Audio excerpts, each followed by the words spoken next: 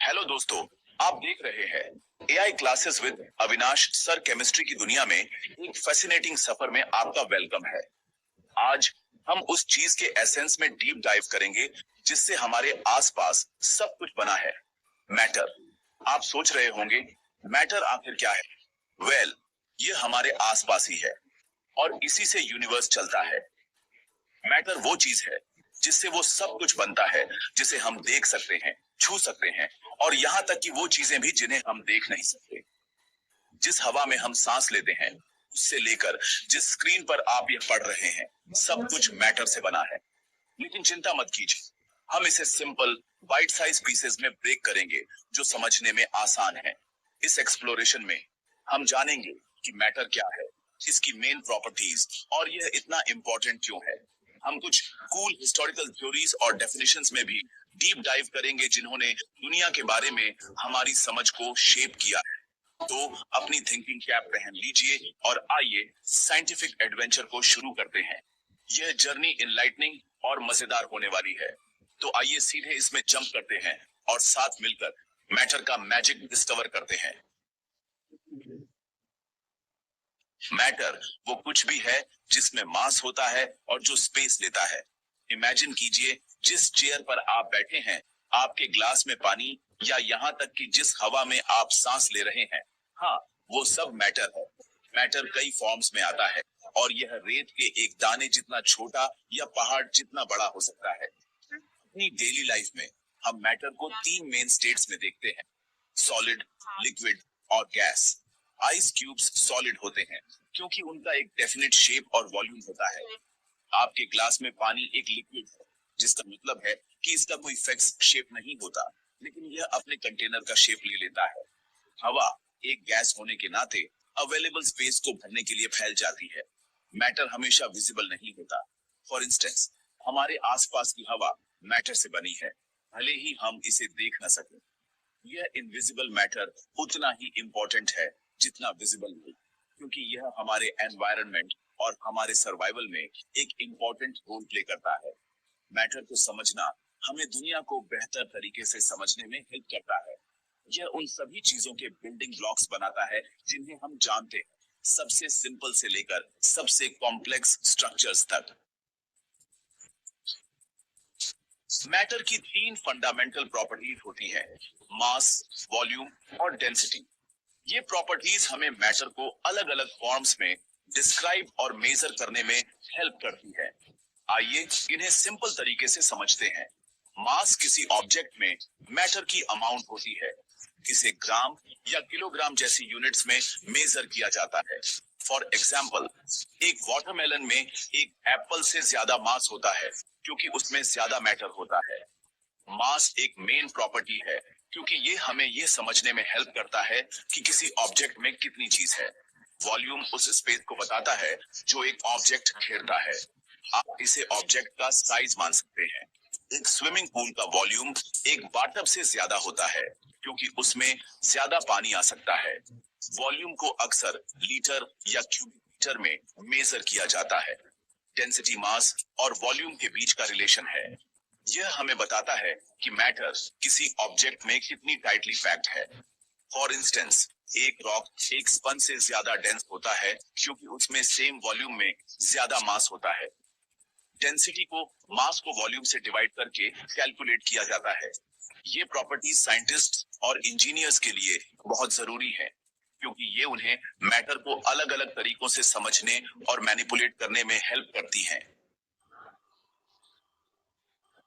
अब आइए 19वीं सदी की शुरुआत में चलते हैं, जब जॉन डाल्टन नाम के एक साइंटिस्ट ने मैटर के बारे में एक ग्राउंड ब्रेकिंग थ्योरी इंट्रोड्यूस की थी। डाल्टन की एटॉमिक थ्योरी ने केमिस्ट्री की हमारी मॉडर्न अंडरस्टैंडिंग की नींव रखी। सबसे पहले डाल्टन ने प्रपोज किया कि सभी मैटर टाइनी इंडिविजुअल पार्टिकल्स से बना है जिन्हें एटम कहते हैं। उनका मानना था कि ये एटम यूनिवर्स में हर चीज के बिल्डिंग ब्लॉक्स थे।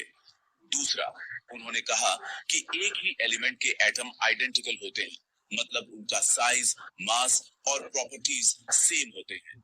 तीसरा, डाल्टन ने सजेस्ट किया कि एटम को क्रिएट, डिस्ट्रॉय या छोटे पार्टिकल्स में डिवाइड नहीं किया जा सकता। यह आइडिया रेवोल्यूशनरी था क्योंकि इसने मैटर के बारे में पुरानी बिलीफ्स को चैलेंज किया था।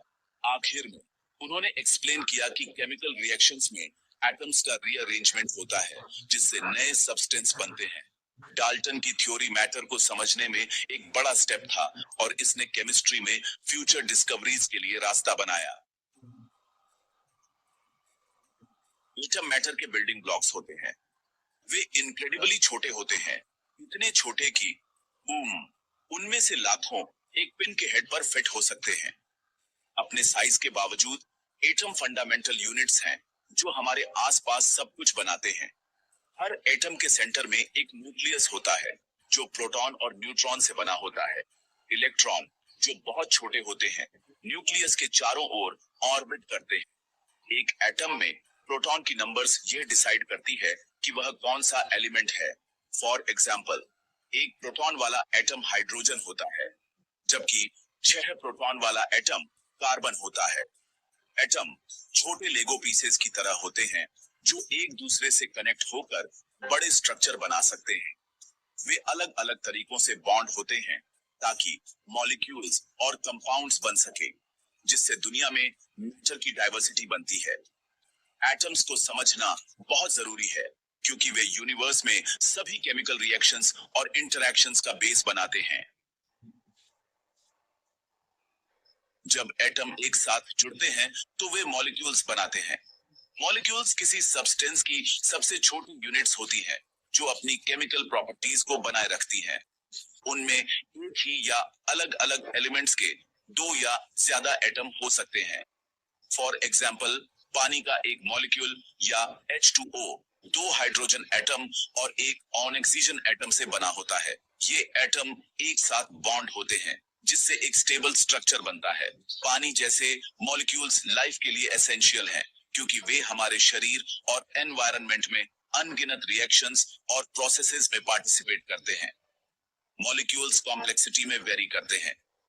कुछ जैसे ऑक्सीजन, जिसे हम O2 लिखते हैं, सिंपल होते हैं, जबकि दूसरे जैसे DNA इनक्रेडिबली कॉम्प्लेक्स होते हैं और उनमें हजारों एटम होते हैं। अपने साइज के बावजूद मॉलिक्यूल्स लाइफ की केमिस्ट्री में एक इंपॉर्टेंट रोल प्ले करते हैं। मॉलिक्यूल्स को स्टडी करके साइंटिस्ट्स यह समझ सकते हैं कि सब्सटेंस कैसे इंटरेक्ट करते हैं और नए मटेरियल्स कैसे बनाए जा सकते हैं। एलिमेंट्स प्योर सब्सटेंस होते हैं जो केवल एक टाइप के एटम से बने होते हैं। हर एलिमेंट सिंबल से रिप्रेजेंट किया जाता है। फॉर इंस्टेंस, गोल्ड को सिंबल U से रिप्रेजेंट किया जाता है और ऑक्सीजन को O से रिप्रेजेंट किया जाता है। 100 से ज्यादा नॉन एलिमेंट्स हैं। हर एक की डिस्टिंक्ट प्रॉपर्टीज होती है। कुछ मेटल्स होते हैं जैसे आयरन और कॉपर, जबकि दूसरे नॉन मेटल्स होते हैं जैसे हीलियम रेंज बनाने के लिए अलग अलग तरीकों से कंबाइन होते हैं। एलिमेंट्स को समझना बहुत जरूरी है क्योंकि वे यूनिवर्स में हर चीज के बिल्डिंग ब्लॉक्स हैं। वे केमिस्ट्री का बेस बनाते हैं और लाइफ के लिए एसेंशियल हैं। जैसा कि हम जानते हैं, जिस हवा में हम सांस लेते हैं उससे लेकर जो खाना हम खाते हैं, एलिमेंट्स हर जगह हैं। एलिमेंट्स को स्टडी करके हमें मैटर की प्रॉपर्टीज और अलग अलग कंडीशंस में ये कैसा बिहेव करता है इसकी इंसाइट्स मिलती हैं।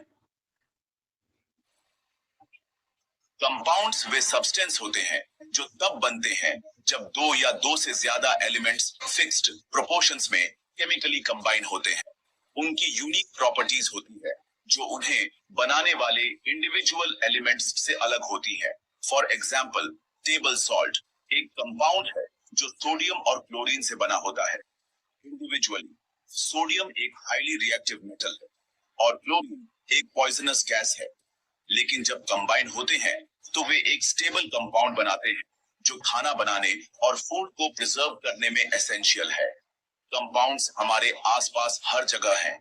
जिस पानी को हम पीते हैं, जो खाना हम खाते हैं और जो मेडिसिन हम लेते हैं, उसमें वे अलग अलग इंडस्ट्रीज में एक इंपॉर्टेंट रोल प्ले करते हैं, एग्रीकल्चर से लेकर फार्मास्यूटिकल्स तक, क्योंकि उनका यूज नए मटेरियल्स और प्रोडक्ट्स बनाने के लिए किया जाता है। कंपाउंड्स को समझना हमें डेली लाइफ में केमिस्ट्री की कॉम्प्लेक्सिटी और ब्यूटी को एप्रिशिएट करने में हेल्प करता है। मैटर की दुनिया में इस जर्नी में हमने कुछ फैसिनेटिंग कॉन्सेप्ट्स को एक्सप्लोर किया है। हमने सीखा है कि मैटर वो कुछ भी है जिसमें मास होता है और जो स्पेस लेता है, और ये सॉलिड, लिक्विड और गैस जैसी अलग अलग स्टेट्स में एग्जिस्ट करता है। हमने मैटर की तीन मेन प्रॉपर्टीज पर डिस्कस किया: मास, वॉल्यूम और डेंसिटी, जो हमें सब्सटेंस को डिस्क्राइब और मेजर करने में हेल्प करती है। डाल्टन की एटॉमिक थ्योरी ने हमें मैटर के बिल्डिंग ब्लॉक्स के रूप में एटम्स के आइडिया से इंट्रोड्यूस किया। हमने एटम्स, मॉलिक्यूल्स, एलिमेंट्स और कंपाउंड्स को डिफाइन किया, ये समझते हुए कि वे हमारे आसपास की डाइवर्स दुनिया को बनाने के लिए कैसे कंबाइन होते हैं। एटम्स के बेसिक स्ट्रक्चर से लेकर कंपाउंड्स की कॉम्प्लेक्सिटी तक, हर कॉन्सेप्ट केमिस्ट्री की हमारी अंडरस्टैंडिंग में कंट्रीब्यूट करता है। मैटर का यह एक्सप्लोरेशन साइंस की दुनिया में एक एक्साइटिंग जर्नी की बस शुरुआत है।